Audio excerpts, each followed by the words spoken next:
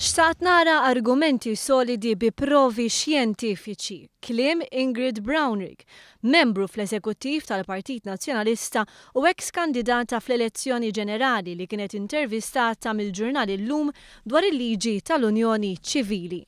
L-ikbar sfida quddiem il-Partit Nazzjonalista hija l-komunikazzjoni u jidher li qed ifalli fiha. Qalet Brownrigg, jekk il-partit mhux se jirnexxielu jsaħħaħ il-komunikazzjoni żied tgħid Brownrigg, il-poplu se jkompli jabbandunah. Jean-Claude Micallef, membru ieħor fl-eżekuttiv tal-Partit Nazzjonalista, stqarr li l-vot tal-Oppożizzjoni dwar l-Unjoni Ċivili żgur li mhux pass viċin sezzjonijiet mill-elettorat. Filwaqt li qal li Simon Busuttil se jkollu jġorr il-konsegwenzi ta' dan il-vot. Frank Psajla, opinjonistu preżentatur fuq Net TV, ammetta li jinsab imħasseb dwar il-futur tal-partit fejn jidħlu drittijiet ċivili u l-Partit Nazzjonalista jeħtieġ jirrifletti sew fuq dawn it-temi biex jiddeċidi eżatt x'jrid jirrappreżenta.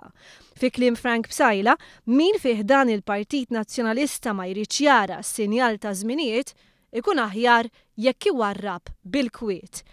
L-eks-deputat nazzjonalista Karl Guder irrifjuta li jikkummenta mal-Gazzetta Llum, iżda fuq Twitter stqarr li xtaq li kieku l-partit li jħobb daqshekk għamel aktar fir-rigward ta' drittijiet ċivili.